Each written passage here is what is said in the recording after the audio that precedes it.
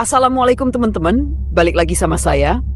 Semoga kalian semua yang nonton video ini selalu diberikan kesehatan, dilancarkan rezekinya, dimudahkan urusannya, dan selalu dilindungi dari segala mara bahaya. Malam ini saya akan bercerita tentang kisah horor yang dikirimkan oleh salah satu dari kalian. Mungkin kejadian ini bisa saja dialami oleh saya atau siapapun. Nah, kali ini ada cerita dari seseorang yang kita sebut saja namanya Sita. Dia punya pengalaman horor yang dialami oleh suaminya sendiri. Kejadian ini terjadi sekitar tahun 2014, tepatnya bulan Oktober. Nama suaminya kita sebut saja Tama.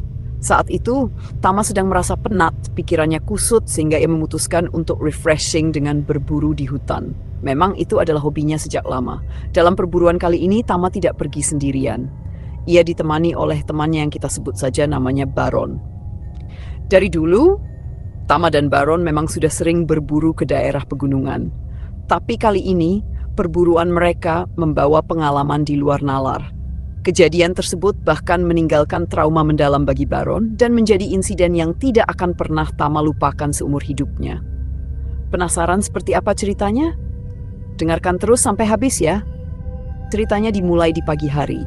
Tama sedang bersiap-siap sambil menunggu Baron yang tak kunjung datang. Tama sudah merasa kesal karena berburu sebaiknya dilakukan saat pagi, ketika satwa liar masih aktif. Kalau terlalu siang atau sore, suasananya akan kurang mendukung. Karena Baron belum juga tiba, Tama memeriksa barang-barangnya lagi. Ia memastikan perlengkapan seperti senapan dan sepatu sudah siap. Saat itu, istrinya Sita datang menghampiri sambil bertanya, "Gimana mas? Jadi berangkat?" Tama menjawab, "Iya jadi. Aku sama Baron kok." Namun Sita malah ngambek. "Ini malam minggu loh. Bukannya ngajak jalan keluarga malah pergi berburu."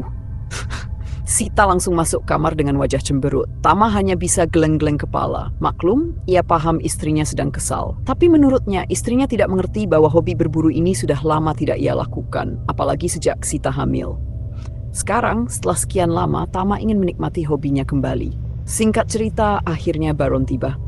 "Maaf Tam, tadi ada urusan jadi aku telat sedikit," ucap Baron. Tama hanya mengangguk. "Enggak apa-apa, ayo kita berangkat sekarang. Kamu sudah sarapan kan?"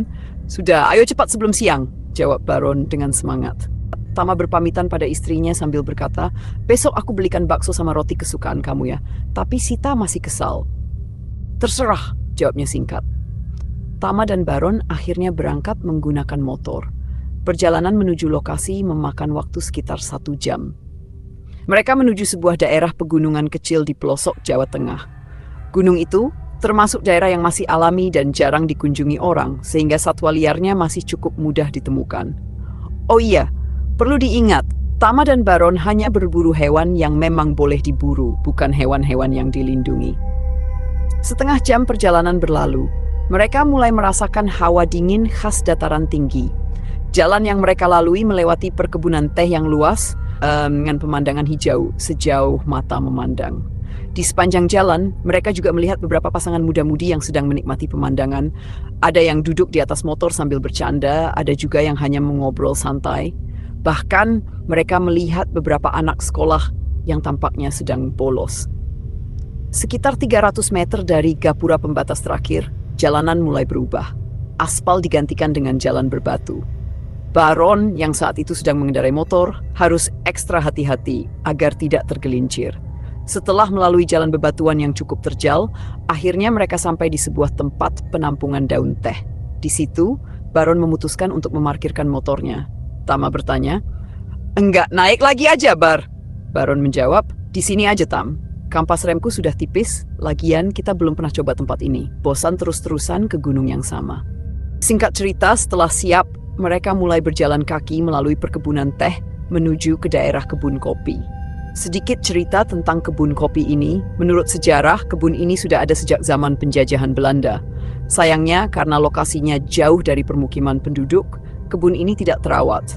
Tama merasa sayang sekali, karena menurutnya kebun ini memiliki potensi besar jika dikelola dengan baik. Setelah melewati kebun kopi, mereka masuk ke area hutan, menyusuri jalan setapak yang sudah tertutup ilalang. Itu tanda bahwa jalur tersebut sudah lama sekali tidak dilewati. Setahu Tama, kawasan ini biasanya hanya dilewati oleh pemburu burung dan pemburu babi hutan. Saat sedang berjalan, tiba-tiba Baron berteriak, "Tam, ada burung tekukur, lihat dong!" Tama langsung menoleh. Mana? Sambil bersiap dengan senapan anginnya. Baron juga ikut jongkok dan menyiapkan senapannya. Tama masih mencari-cari. Mana nih burungnya? Tidak lama kemudian, benar saja seekor burung tekukur melintas. Tama langsung berdoa, Bismillah sebelum menarik pelatuknya. Dor! Burung itu berhasil ditembak dan jatuh ke tanah. Mereka mencari lokasi jatuhnya burung tersebut dan akhirnya menemukannya. Tama berencana menyembelih burung itu nanti. Hasilnya, dalam perburuan awal itu mereka berhasil mendapatkan 4 ekor burung. Setelah itu mereka melanjutkan perjalanan. Ketika mereka sampai di sebuah tanah yang landai dan cukup luas, Tama berkata kepada Baron, "Gimana kalau kita makan di sini aja, Bar? Ini udah siang nih, lapar." Baron setuju, karena ia juga sudah merasa lapar. Mereka pun mengeluarkan bekal masing-masing. Bekal dari Sita istri Tama ternyata hanya berupa mie goreng dan nasi. Tama hanya tersenyum melihat. Ya udahlah, namanya juga lagi ngambek, pikirnya. Yang penting dia masih diberi bekal. Baron membawa bekal nasi bungkus dengan lauk campuran. Mereka pun mulai makan. Singkat cerita, makan siang itu berjalan normal, tidak ada hal aneh yang terjadi. Setelah selesai makan dan minum, mereka bersantai sejenak sambil merokok. Tama memberikan sebungkus rokok kepada Baron, lalu berkata, "Kalau mau ambil aja." Baron mengambil 1 batang rokok dan menyelipkannya di telinga. Ia lalu berkata, "Tam, aku kencing dulu ya, sebentar." Tama mengangguk, "Jangan lama-lama ya, kita harus cari air buat wudhu nanti." Baron pun pergi mencari tempat untuk buang air kecil. Sementara itu, Tama duduk santai sambil menikmati pemandangan dan merokok. Disinilah hal aneh mulai terjadi. Rokok yang Tama hisap sudah habis, tetapi Baron belum juga kembali. Tama mulai merasa ada sesuatu yang tidak beres.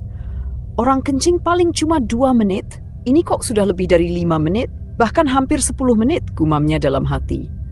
Ketika Tama sedang memikirkan keanehan itu, tiba-tiba terdengar suara berbisik di telinganya, nanti lewat jalan timur saja."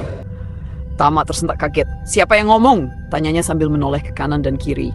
Namun, ia tidak melihat siapa-siapa di sekitarnya. Ia mencoba berpikir logis.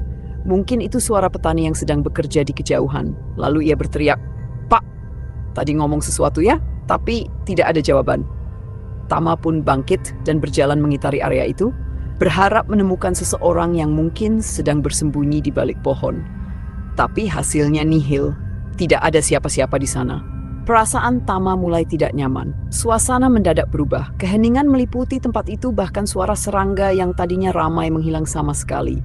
Merinding, ia merasa keadaan menjadi semakin tidak wajar. Akhirnya, dengan rasa khawatir, Tama memutuskan untuk mencari Baron. Ia meninggalkan tas dan perlengkapan mereka di tempat itu, merasa tidak perlu khawatir. Di sini kan sepi, enggak bakal ada yang mencuri, pikirnya sambil melangkah pergi. Tama meninggalkan perlengkapannya di tempat itu dan hanya membawa pisau serta senapan untuk berjaga-jaga.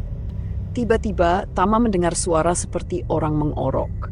Tapi ini bukan suara ngorok orang yang sedang tidur, melainkan lebih seperti suara babi hutan. Tama langsung mendekat dengan hati-hati ke sebuah pohon sambil menggenggam erat senapannya, bersiap jika babi itu muncul. Ia mengintip dari balik pohon dan benar saja ada seekor babi hutan besar di sana. Ukurannya setinggi perut orang dewasa. Beruntung, babi itu tidak melihatnya. Hewan itu berjalan menjauh begitu saja. Setelah babi pergi, Tama memutuskan mengambil jalur berlawanan dari arah yang dilewati babi tersebut. Namun, saat sedang berjalan, ia tiba-tiba menginjak sesuatu yang berbunyi trek-trek. Sialnya, Tama terjebak di lubang jebakan babi. Hampir saja ia terjatuh, tetapi ia berhasil menahan tubuhnya dengan tangan yang masih memegang senapan. Lubang itu cukup dalam, sekitar 2 meter, dan di bagian bawahnya ada bambu runcing yang berbahaya. Jika Tama terjatuh, mungkin ia sudah celaka. Dengan susah payah, ia berusaha keluar dari lubang itu. Ia mengeluarkan pisau dari kantongnya untuk membantu memanjat keluar. Setelah berhasil keluar, Tama merasakan sakit di sikunya. Saat dilihat, jaketnya sudah robek dan sikunya terluka hingga berdarah. Ia melepaskan jaketnya dan mengikatkannya di pinggang. Untungnya luka itu tidak terlalu parah. Dalam kebingungan, Tama mulai memikirkan Baron. Ia memutuskan kembali ke tempat tadi untuk memeriksa apakah Baron sudah kembali. Namun, Tama merasa seperti kehilangan arah. Ia tidak bisa menemukan jalan kembali ke lokasi di mana ia meninggalkan barang-barangnya. Semakin jauh ia melangkah, semakin ia merasa masuk lebih dalam ke hutan. Vegetasi menjadi semakin rapat, pohon-pohon ditumbuhi lumut tebal, suhu semakin dingin, dan cahaya matahari makin redup karena lebatnya pohonan. "Ah, ini gimana caranya pulang?" pikirnya. Tama terus berjalan tanpa tahu arah. Entah sudah berapa lama ia berjalan, tetapi ia tidak juga sampai di lokasi awal. Kakinya sudah sangat lelah. Akhirnya ia memutuskan untuk beristirahat di samping sebuah batu besar berbentuk agak kotak. Beruntung, di kantongnya masih ada beberapa butir permen. Ia memakan permen itu untuk sekadar mengisi tenaga. Saat sedang beristirahat, tiba-tiba ia mendengar suara-suara aneh. Ada suara seperti orang sedang menumbuk padi, suara percakapan dalam bahasa Jawa halus, suara ayam berkokok, hingga suara orang seperti sedang tawar-menawar di pasar. Bahkan terdengar suara anak-anak yang sedang bermain dan tertawa. Suasana itu terdengar seperti di sebuah perkampungan. Tama penasaran, meskipun badannya masih lelah. Ia memaksa diri untuk berdiri dan berjalan pelan-pelan sambil berucap, "Permisi, permisi!" Sekitar 20 menit berjalan, ia melihat sebuah gubuk kecil dari kejauhan. Gubuk itu terlihat seperti rumah zaman dahulu. Karena penasaran dan juga tidak tahu harus kemana lagi, Tama memutuskan mendekati gubuk itu. Setelah sampai, Tama terkejut. Gubuk itu ternyata bukan rumah, melainkan sebuah makam tua yang dibangun seperti rumah-rumahan kecil. Di dalamnya terdapat sebuah makam yang dibungkus kain putih lusuh. Melihat itu, Tama merasa ada sesuatu yang tidak beres. Ia mundur perlahan dengan perasaan merinding. Namun, yang membuatnya semakin takut adalah arah makam itu yang berlawanan dengan arah matahari terbenam. Menurut kepercayaan Tama, hal seperti itu dianggap tidak baik. Karena tidak ingin terkena kualat, Tama segera bergegas meninggalkan tempat itu. Ia berjalan dengan langkah cepat meskipun tubuhnya lelah, lapar, dan penuh rasa cemas. Di tengah kebingungannya, Tama berusaha untuk tetap tenang dan memutuskan untuk tidak memikirkan hal-hal buruk yang terus menghantuinya. "Aku harus bisa keluar dari hutan ini," tekadnya. Tama duduk termenung di bawah pohon besar, mencoba memikirkan langkah apa yang harus diambil selanjutnya. Ia merasa bingung, jalan mana yang harus ia pilih untuk keluar dari hutan ini. Beberapa menit berlalu, tiba-tiba ada yang menepuk pundaknya dari belakang. Suara itu berkata, "Jangan nengok rupaku elek, ingat ke timur, temanmu sudah dekat." Tama kaget, tetapi ia tetap mengikuti instruksi suara itu tanpa menoleh. Setelah berdiri, ia memperhatikan sekelilingnya. Gelap, seperti malam hari tanpa bulan dan bintang. Namun di depan kakinya ia melihat semacam jalan setapak yang tiba-tiba muncul. Dalam hatinya Tama berpikir, mungkin ini arah timur yang dimaksud. Ia mengikuti jalan itu perlahan. Beberapa menit berjalan dari kejauhan, ia melihat sosok yang samar-samar terlihat seperti Baron. Tama langsung berlari mendekati sosok tersebut sambil berteriak, "Baron, lu kemana aja?" Namun, sosok yang mirip Baron itu tiba-tiba mengangkat tangan kanannya, memberi isyarat agar Tama berhenti dan tidak mendekat. Tama menghentikan langkahnya dan memperhatikan Baron. Sosok itu terlihat tegang sambil menatap lurus ke depan. Tama penasaran, mencoba melihat apa yang Baron perhatikan. Ternyata, sekitar 10 meter di depan mereka, ada tubuh ular besar yang sedang melata.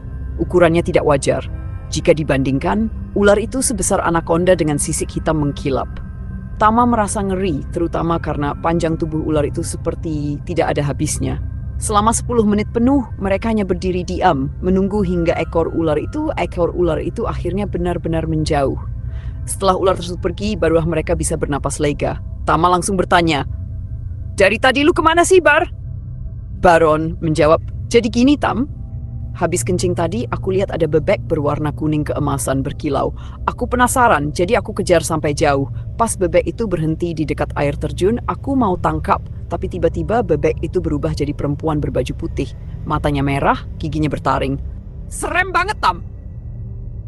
Tama mendengarkan dengan serius. "Aku lari ketakutan sampai nabrak seorang kakek-kakek," lanjut Baron. Tapi ternyata kakek itu aneh. Dia cuma pakai sarung setinggi lutut dan lututnya nekuk ke belakang kayak kaki kuda. Aku langsung pingsan. Pas bangun, aku malah lihat ular tadi. Tama menambahkan, "Tapi ular itu aneh, Bar. Biasanya kan ular bau amis. Aku juga sensitif sama bau kayak gitu, apalagi dari jarak sedekat tadi. Tapi ular itu nggak ada baunya sama sekali. Cara melatanya juga nggak seperti ular biasa." Baron mengangguk. "Iya, benar. Udah malam juga, Tam. Kita harus cepat balik. Makasih ya, Tam. Untung kamu gak ninggalin aku dan tetap nyari. Mereka berdua akhirnya melanjutkan perjalanan. Setelah berjalan cukup lama, entah bagaimana caranya, mereka berhasil menemukan lokasi awal tempat Tama meninggalkan perlengkapan mereka. Dengan lega, mereka mengambil barang-barang itu dan segera turun menuju tempat motor mereka diparkir. Sesampainya di tempat parkir, malam sudah sangat larut.